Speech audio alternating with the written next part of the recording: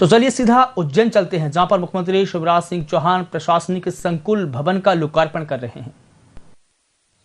लेकिन जितना जरूरी नया उसका बजट मुझे बता दें, एस्टिमेट मुझे बता दें, तो उतना मैं स्वीकृत कर दूंगा, ताकि हमारे अधिकारी, हमारे कर्मचारी सुविधाजनक माहौल में बैठ के जनता की बेहतर सेवा कर सकें। प्रिय मित्रों, विधायिका हो, कार्यपालिका हो, न्यायपालिका हो, सबके अलग अलग दायित्व संविधान में बटे हुए हैं।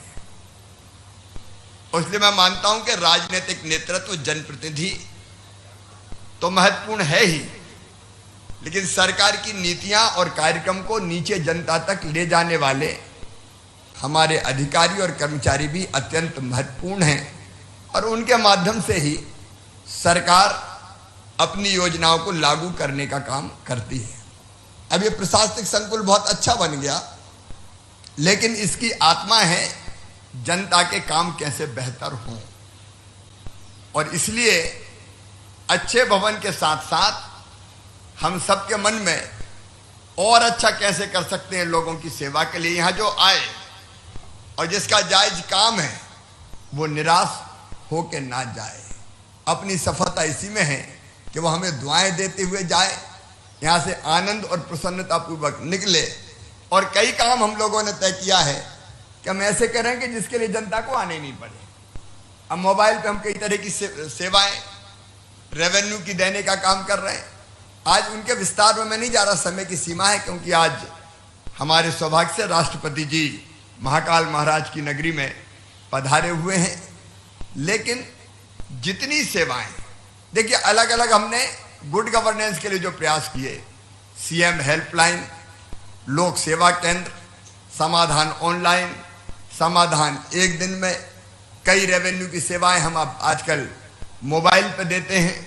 ये सारी की सारी एक्सरसाइज हमारी जनता को दिक्कत और परेशानी ना हो, क्योंकि मैं हूं, मेरे मंत्री साथी हो, जनप्रतिनिधि हो या सरकारी अधिकारी हो, एक बात साफ है, हम सब अगर हैं तो जनता की बेहतर सेवा के लिए हम हैं। हम सब इंक्लूडिंग मुख्यमंत्री, मुख्यमंत्री काय के लिए? मुख्यमंत्री लोगों की बेहतरी के लिए, सेवा के लिए है। और इसलिए मैं कोशिश करता हूं कि मैं चैन से ना बैठ पाऊं।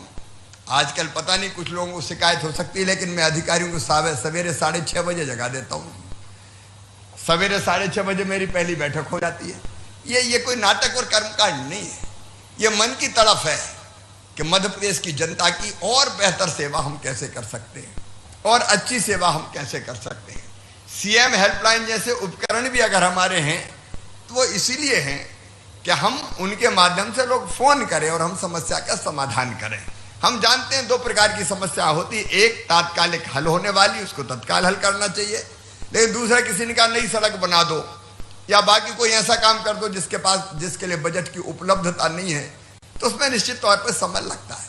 लेकिन ये पूरी की पूरी एक्सरसाइज हमने इसलिए की क्योंकि हमने तो आपको पता है मध्य प्रदेश में public service delivery guarantee act बनाया कि निश्चित समय में अगर हमने सेवा नहीं दी तो जिम्मेदार अधिकारी पर जुर्माना लगेगा और वो जुर्माना हर्जाने के रूप में जनता के व्यक्ति को दिया जाएगा। ये सारी एक्सरसाइज इसलिए कि हम जनता को बेहतर सर्विस दे सकें। मुझे गर्व है कि मध्य प्रदेश तेजी से आगे बढ़ रहा है, तेजी से आगे बढ़ रहा है, और मध्य प्रदेश को तेजी से आगे बढ़ाने में हमारे कर्मचारी अधिकारी मित्रों का भी बराबर योगदान है। मैं उनके योगदान को स्वीकार नहीं करता। आप में से शायद कई को यह पता नहीं होगा, इस साल करंट प्राइजेज पे मध्य प्रदेश की ग्रोथ रेट है 19.7%, हिंदुस्तान में नंबर 1। आपको मैं ये भी बताना चाहता हूं कि भारत की जीडीपी में मध्य प्रदेश का हिस्सा पहले 3.6% था, अब बढ़ के 4.6% हो गया है।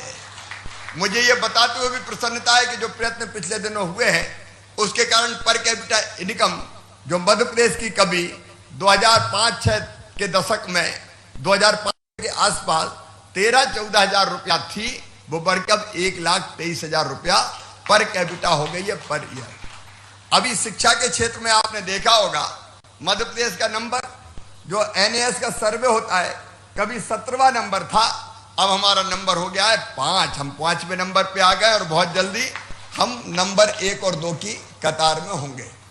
कई मामलों में स्वच्छता जैसे, देखिए हम लोग अगर देखें स्वामित्व योजना में हिंदुस्तान में हम नंबर 1 हैं, स्ट्रीट वेंडर योजना में हम नंबर 1 हैं, प्रधानमंत्री आवास योजना के क्रियान्वयन में मध्य प्रदेश नंबर 1 है।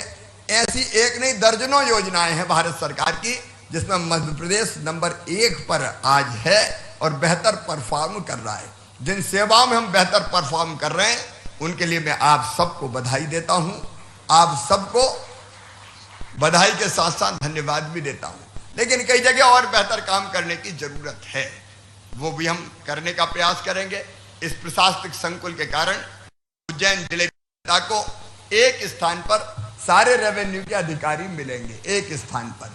अब अलग अलग दफ्तर में अलग अलग ना भटकना पड़े, एक जगह सभी सेवाओं का लाभ मिल जाए, एक बड़ी सौगात है।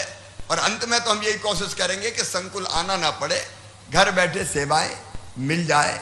इस अवसर पर हम सबके मन में आया कि जो पुरानी बिल्डिंग है कोठी पुराने समय की, इसको तो हेरिटेज बिल्डिंग के रूप में हम लोग विकसित करेंगे बना के। ये हमारी ऐतिहासिक बिल्डिंग है हेरिटेज बिल्डिंग के रूप में।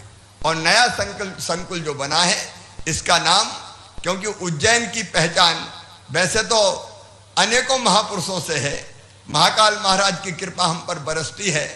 भगवान श्री कृष्ण ने यहाँ शिक्षा ग्रहण की।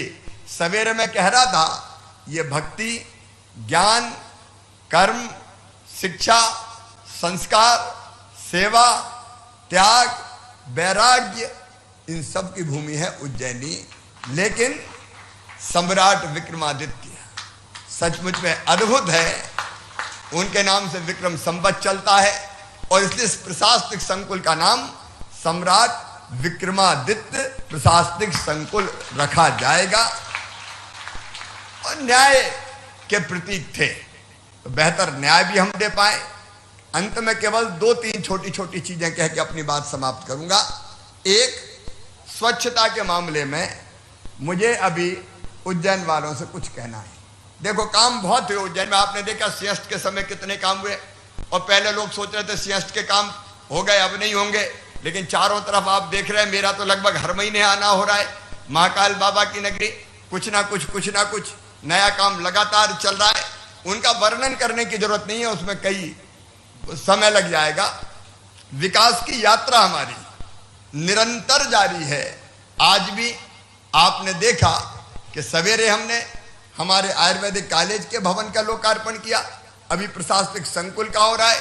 और अमित शाह जी ने उज्जैन वासियों को मैं बताना चाहता हूं, जानकारी भी होगी, अमूल डेयरी के 350 करोड़ रुपए के प्लांट का भी यहां पे शिलान्यास किया है।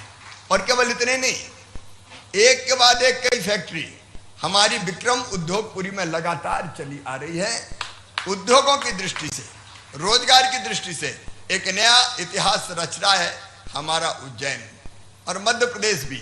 लेकिन स्वच्छता के मामले में मुझे आपसे थोड़ी शिकायत है। क्या कमी है हमें बताओ। इंदौर से हम कैसे पीछे हैं, कोई बताए मुझे कि हम पीछे हैं उज्जैन वाले, हम कैसे पीछे हो सकते हैं। और इसलिए इस बार थोड़ा कसम खा लो, संकल्प ले लो। कमिश्नर नगर निगम है क्या यहाँ पे? कमिश्नर है कि नहीं नगर निगम? कहाँ है अंशुल, कहाँ है? आज बता के गए कि बिना बताए गए थे? अच्छा, राष्ट्रपति जी कारण ड्यूटी लगी होगी, कई अधिकारी वहां लगे होंगे। लेकिन भाई मुझे कर्मचारी हो, अधिकारी हो, जनप्रतिनिधि हो, जनता हो, आज प्रार्थना करना है कि उज्जैन स्वच्छता के मामले में पीछे ना रहे। हर संभव प्रयास करके हम स्वच्छ इंदौर के संकल्प को पूरा करें, नंबर 1। नंबर 2, आजकल मैं ठेले वाला मामा भी हूं। देखो, अपने रहते हुए आंगनवाड़ी में कुपोषण कैसे रहना चाहिए बताओ। क्या उज्जैन के लिए अच्छी बात है? जिले के लिए, मैं केवल शहर की नहीं कर रहा, मैं गांव की कह रहा हूं। क्या हम सब मिलकर संकल्प ले सकते हैं कि 1 साल के अंदर अंदर उज्जैन के आंगनवाड़ियों में जितने बच्चे आते हैं, गरीब परिवारों के बच्चे, कोई अंडरवेट नहीं रहेगा, कोई कुपोषित नहीं रहेगा। सरकार की जो सहायता आएगी वो आएगी पोषण आहार सहित, लेकिन हमारे उज्जैन की जनता दिल खोल के बच्चों को खिलौने देगी, वहां पोषण आहार देगी, वहां टेबल कुर्सी की जरूरत है उसकी कमी पूरी कर देगी। अरे हमारे रहते हुए बच्चे अंडरवेट रहे, विक्रमा महाराज विक्रमादित्य की नहीं, अच्छा ठेला लेके घूमे थे। देखिए भाव यही है कि हम अपने बच्चों को, गरीब बच्चों को कुपोषित नहीं रहने देंगे।